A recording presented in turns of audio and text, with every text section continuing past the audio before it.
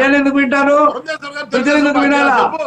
దొరికిపోయిన దొంగల్లాగా తేలుకుంటున్నా దొంగల్లాగా వచ్చి బయటకు వచ్చి టీవీలో కూర్చొని మాట్లాడితే ఓకే రఫీ గారు ఆగండి ప్లీజ్.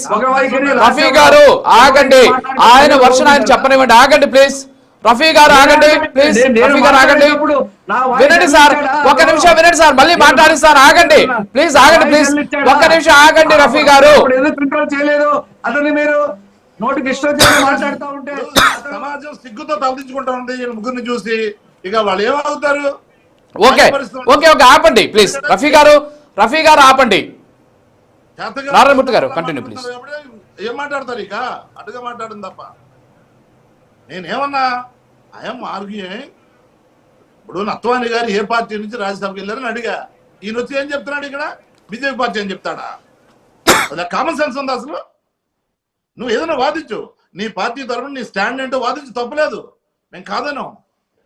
మాకు చేత కాదు, మోడీ గారు భయపడి మేము సపోర్ట్ చేసాం చెప్పు. నేను ఎవడొద్దన్నాడు? నీతో ఉన్నాడు కాబట్టి జనసేన కూడా సపోర్ట్ చేసి చెప్పుకోమన్నాడు వాళ్ళని. వాళ్ళ ప్యాకేజీల గురించి మాట్లాడుకోవడానికి అంతే అందం అని చెప్పేసి, లేదు పదవులు జిల్లాలు పాడేస్తుంటే దాని గురించి మేము ఉన్నాం కలిసి అని చెప్పేసి అందుకనే మేము సపోర్ట్ చేసాం బిల్లుకి అని చెప్పుకోండి మీరు. అంతే తప్ప నువ్వు మా పార్టీ ఎంపీని తీసుకెళ్ళి నువ్వు బీజేపీ చెప్పండి సార్. నారాయణమూర్తి గారు, ఎస్ ఎస్ నారాయణమూర్తి గారు, వాళ్ళు ఓకే, మీ గురించి చెప్పండి. అసలు మీరు ఏం చేశారు? నిజంగా జగన్మోహన్ రెడ్డి గారు చెప్పినట్టు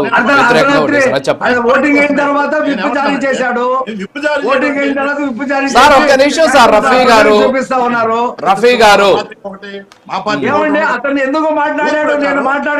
నేను మాట్లాడేటప్పుడు అతనికి ఓపిక లేదా?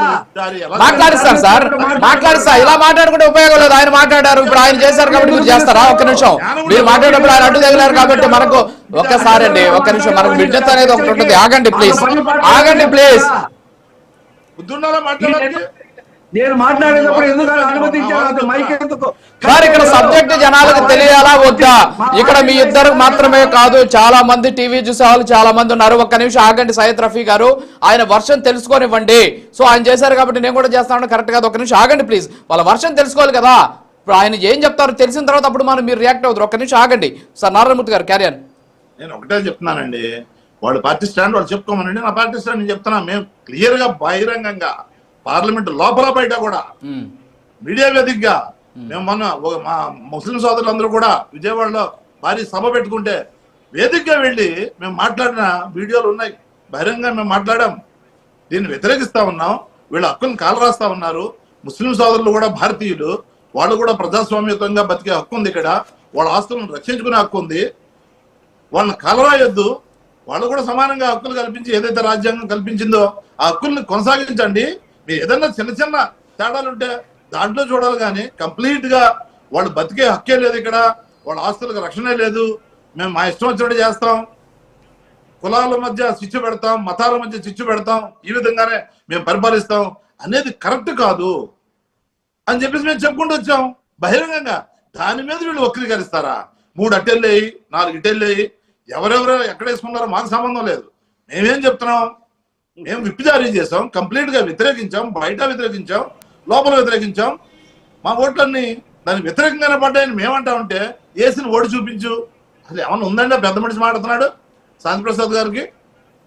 రత్వాని గారు ఓటు ఎక్కడ వేశారు? ఇప్పుడు ప్రధానమంత్రి గారు భుజం మీద చేసారండి. భుజం మీద చేస్తే ఓటు ప్రధానమంత్రి గారికి వేసినట్ట?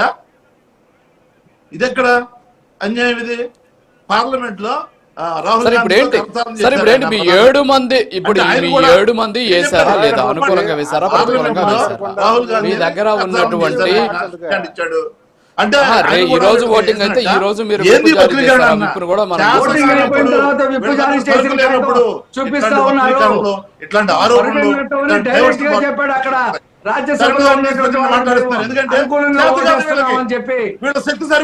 ఒక్క నిమిషం, ఆ ఓటింగ్ సంబంధించినటువంటి విధానం ఏందో కూడా మనకు తెలియాలి. ఓటింగ్ అనేది సీక్రెట్ ఓటింగ్. వాళ్ళకి ఆల్రెడీ ఒక బజర్ ఇస్తారు. ఒక నిమిషం ఆగండి సార్, వాళ్ళకి ఒక బజర్ ఇస్తారు.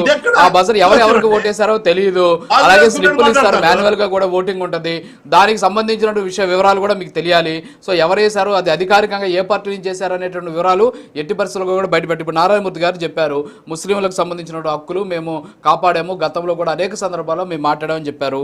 సిఏఏకి సంబంధించినటువంటి మద్దతు ఇచ్చేటటువంటి సందర్భంలో రాజ్యసభలో విజయసాయి రెడ్డి గారు ఏం మాట్లాడారు, ఆ తర్వాత జగన్మోహన్ రెడ్డి గారు దానికంటే ముందు ఏం మాట్లాడారు అనేది ఒకసారి మనం విందాం. ఒక్క నిమిషం వినండి గుడ్డిగా సమర్థించి బయటకు వచ్చి Sir, the Citizenship Amendment Bill 2019, Deputy Chairman Sir, we believe is to give citizenship to those who have come here as victims of persecution, asylum seekers, and are here as the conditions back home were not conducive for a peaceful living. To that extent, we accept the bill in its letter and spirit.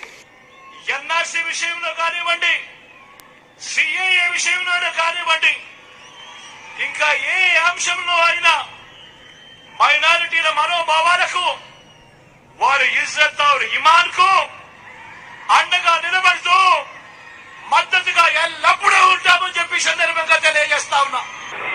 This bill is basically aimed at providing shelter to people who have suffered, minority religion, people who are living in our neighboring countries. So basically YSR party, we support this bill. NRC మీద మీ statement ఒకటి ఇస్తే బాగుంటుందన్నాను.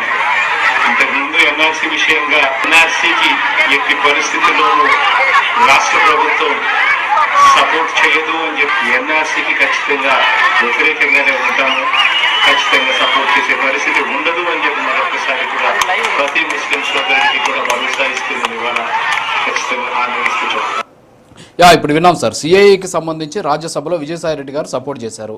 అదే జగన్మోహన్ రెడ్డి గారు బయట ఒక బహిరంగ సభలో మేము ఎట్టి పరిస్థితుల్లో దాన్ని సపోర్ట్ చేయమని చెప్పారు. అలాగే ఎన్ఆర్సీకి సంబంధించినటువంటి బిల్లుకి సంబంధించి మిథున్ రెడ్డి గారు లోక్సభలో సపోర్ట్ చేస్తున్నామని చెప్పారు. అలాగే జగన్మోహన్ రెడ్డి గారు ఎట్టి పరిస్థితుల్లో కూడా దీన్ని మేము అంగీకరించామని చెప్పేసి బయట చెప్పారు. సో సభలో ఏమో యాక్సెప్ట్ చేస్తున్నారు, బయట ఏమో మేము చేయలేదని చెప్తున్నటువంటి వీడియోస్ ఇవి. సో ఆ వీడియోస్ నేను ప్లే చేయలేదు కొన్ని కమ్యూనిటీ గైడ్లైన్స్ వల్ల. సో అది కేవలం ఆడియో రూపం.